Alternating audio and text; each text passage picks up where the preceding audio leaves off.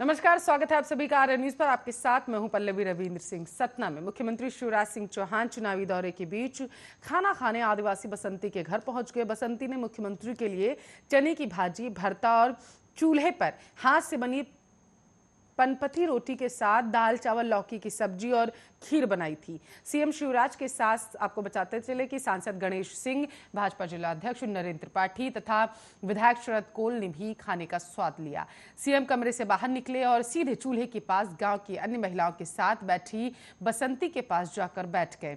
उन्होंने भोजन की तारीफ करते हुए कहा कि जो स्वाद बहनों के हाथ की बनी रोटियों में होता है वो कहीं नहीं होता, क्योंकि उसमें इनका प्रेम भी मिला होता है। उन्होंने पूछा कि यह हाथ की रोटियां कैसे बनाती हैं।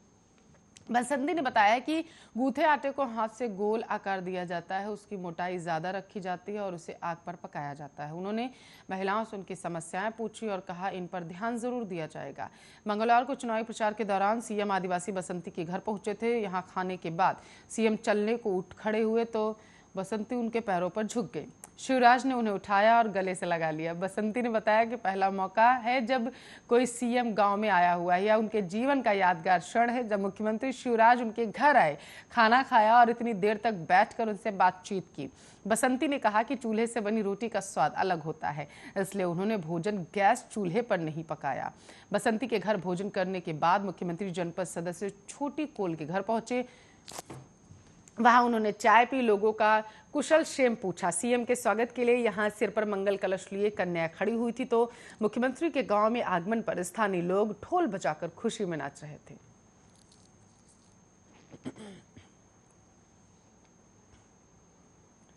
तो छत्तीसगढ़ में सत्ताधारी कांग्रेस के विधायक विनोद चंद्राकर ने सरकारी दफ्तर में घुसकर गुंडागर्दी की। मामला राज्य के महासमुंद जिले का है। विधायक विनोद चंद्राकर पर आरोप है कि उन्होंने अपने समर्थकों के साथ आबकारी कार्यालय में घुसकर कर्मचारियों के साथ मारपीट की।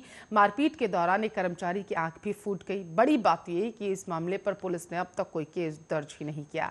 बताया जा रहा है कि आबकारी अधिकारी विधायक विनोद चंद्राकर के मन मुताबिक काम नहीं कर रहे थे, इसलिए उन्होंने अधिकारियों के साथ मारपीट की।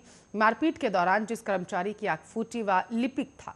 आपको बता चले मारपीट के बाद इस घटना का एक वीडियो भी सोशल मीडिया पर अब वायरल हो रहा है, जिसमें विधायक विनोद चंद्राकर खुद मौजूद है। तो वही घायल हुए लीलाराम साहू ने कहा है कि महासमुंद में विधायक विनोद चंद्राकर ने अपने साथी दीपक ठाकुर और अन्य लोगों के साथ आकर मुझसे मारपीट की और मेरा फोन छीन लिया था।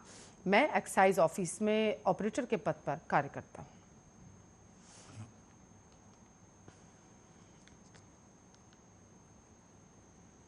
तो एमपी में पुलिस कमिश्नर सिस्टम लागू करने पर फिर से ब्रेक लग चुका है। आपको बताते चलें, कमिश्नरी प्रणाली भोपाल मध्य प्रदेश में पुलिस कमिश्नर सिस्टम पर फिर से ब्रेक लग चुका है। कमिश्नर सिस्टम शुरू करने के लिए प्रदेश सरकार की तरफ से काम शुरू किया गया था, लेकिन फिलहाल प्रदेश के गृह मंत्री नरोत्तम मिश्रा ने इससे इनकार कर दिया। उनके मुताबिक ऐसा कोई प्रस्ताव उन्हें नहीं मिला। एमपी में आपको बता चले पुलिस कमिश्नर सिस्टम लागू होने को लेकर लंबे समय से चर्चा चल रही थी, लेकिन इसे लेकर हाँ ना ही चल रहा है। इस बीच बीजेपी और कांग्रेस दोनों की ही सरकारें रही, लेकिन सिस्टम लागू करने को लेकर संशय बना रहा। फिलहाल गृह मंत्री नरोत्तम मिश्रा के बयान के बाद इस पर विराम लग चुका है। उन्होंने कहा है कि मेरी टेबल पर पुलिस कमिश्नर सिस्टम का प्रस्ताव नहीं आया है। इससे साफ है कि मध्य प्रदेश में पुलिस कमिश्नरी सिस्टम अभी के लिए लागू नहीं होगा। साथ ही कमिश्नर प्रणाली को आसान भाषा में आपको समझाए तो फिलहाल पुलिस अधिकारी कोई भी फैसला लेने के लिए स्वतंत्र नहीं होते हैं। वे आकस्मिक परिस्थितियों में डीएम, मंडल कमिश्नर या शासन के लिए निर्देश पालन करते हैं। पुलिस कमिश्नर प्रणाली लागू होने पर जिलाधिकारी और एग्जीक्यूटिव मजिस्ट्रेट के अधिकार पुलिस अधिकारियों को मिल जाएंगे।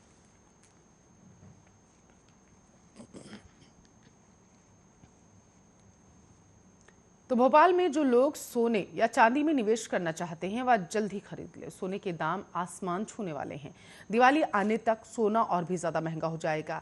बैंकबाजार.com के अनुसार आपको बताते चले मंगलवार को मध्य प्रदेश की राजधानी भोपाल में 24 कैरेट सोने के दाम 48,540 रुपए प्रति 10 ग्राम के हिसाब से बिकेगा, जो कल की अपेक्षा 210 रुपए महंगा हो गया है। बताते चले कि कल सोने का दाम 48,330 रुपए प्रति 10 ग्राम था। 22 कैरेट गोल्ड के दाम में भी 200 रुपए का इजाफा दर्ज किया गया। भोपाल में 22 कैरेट सोने का दाम आज भी 46,230 रुपए प्रति 10 ग्राम है, जबकि कल तक इसका दाम 46,030 रुपए था। भोपाल में चांदी के दाम आपको पता चले एक रात में कम हो गए हैं।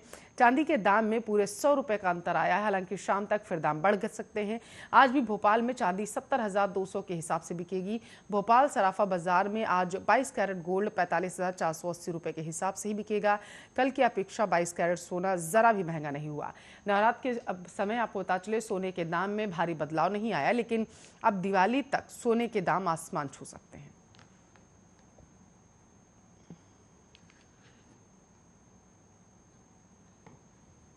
तो मध्य प्रदेश के इंदौर में एक बार फिर कोरोना के मरीज बढ़ने लगे हैं। इंदौर में कोरोना संक्रमण दोबारा तेजी पकड़ रहा है। पिछले 24 घंटे के भीतर जिले में 9 मरीज मिले हैं। इन पॉजिटिव मरीजों के सामने आने के बाद प्रशासन अलर्ट हो चुका है। जिन इलाकों में संक्रमित मिले हैं वहां स्वास्थ्य अमला तैनात कर दिया गया है। दरअसल कोरोना संक्रमण की पहली और दूसरी लहर के समय इंदौर कोरोना का हॉटस्पॉट रहा है। प्रदेश में सबसे अधिक मरीज इंदौर से ही निकलकर सामने आए हैं। पिछले 6 दिनों में प्रदेश के 10 जिलों में कोरोना के 60 से ज्यादा केसेस मिले। इन जिलों में कोरोना संक्रमण फिर से बढ़ा। उनमें भोपाल, धार, इंदौर, होशंगाबाद, सागर, नरसिंहपुर और जबलपुर शामिल हैं।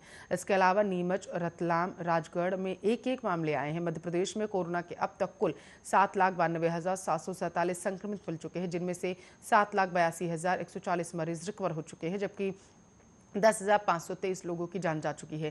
प्रदेश में कोरोना का रिकवरी दर 98% से अधिक।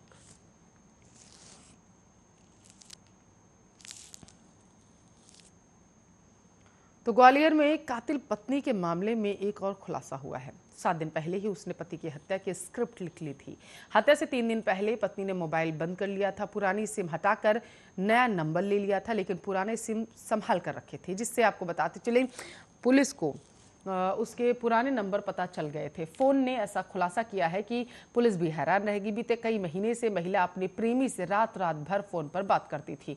उसके मोबाइल से 10 सिम कार्ड भी मिले हैं, जिनमें 4 सिम एक्टिव थे जो हाल ही में खरीदे गए थे। मंगलवार को तीनों आरोपियों को बेलगड़ा पुलिस ने कोर्ट में पेश किया, जहां से कोर्ट ने तीनों को जेल भेज दिया। 6 सितंबर को चिनोर थाना पुलिस को बड़ी नहर में एक शव तैरता हुआ मिला था। आपको बताते चले शव को निगरानी में लेकर पुलिस ने पड़ताल शुरू की, तो कुछ दिन बाद मृतक की शिनाख्त देवरी कला निवासी 30 वर्षीय परीक्षित रावत के रूप में हुई। बसंती रावत के मोबाइल फोन और उनमें मिले अलग अलग नंबरों से पता चलता है कि वह बड़ी शातिर है। दिन रात जिस पति के साथ रहती थी उसको भी अपने शातिर होने का एहसास नहीं होने दिया।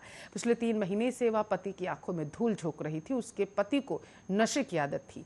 नशे में धुत होकर वह सो जाता था। उसके बाद रात को 11 बजे से बसंती अपने प्रेमी मनीष से बात करना शुरू कर देती थी। बात सुबह 5 बजे तक चलती थी। इसके बाद वह सुबह देर से सोकर उठती थी, जिस पर पति ने उसे कई बार पीटा भी। हत्या से 7 दिन पहले बसंती ने पति को चांटा मारने के बाद मन में ठान लिया था कि उसके साथ अब वो नहीं रहेगी। इसलिए उसने प्रेमी को मैसेज किया था कि इस बार इसके लिए करवा चौथ का व्रत नहीं रखना चाहती। मनीष इशारा समझ गया था। दोनों को सही दिन का इंतजार था। पुलिस को पूछताछ में कातिल पत्नी ने बताया कि 7 दिन पहले हत्या की प्लानिंग की और हत्या से पहले उसने अपने मोबाइल नंबर बदल दिए थे। तो अंबा क्षेत्र के रतिराम का पूरा गांव के पास एक महिला बेहोशी की हालत में सड़क के किनारे पड़ी मिली। लोगों ने देखा तो आसपास के लोगों से पूछा तो महिला की बहन जग्गा वहां पहुंची।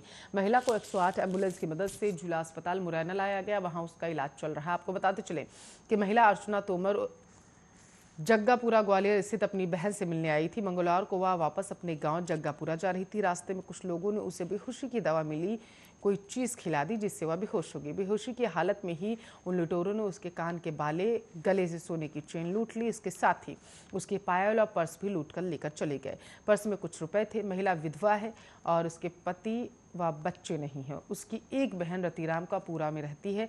उसे जैसे ही इस बात का पता लगा तो वह दौड़कर वहां पहुंची और अपनी बहन को एम्बुलेंस की मदद से मुरैना लेकर आई। आपको बताते चले कि दीपावली का त्यौहार नजदीक आ रहा है। ऐसे में जिले में असामाजिक तत्व जुआ आदि खेलते रहते हैं। अपनी जरूरतों को पूरा करने के लिए और लूटपाट की घटनाओं को अंजाम देते हैं। यह घटना भी इसी का एक अंग बताई जा रही है। फिलहाल महिला का इलाज किया जा रहा है।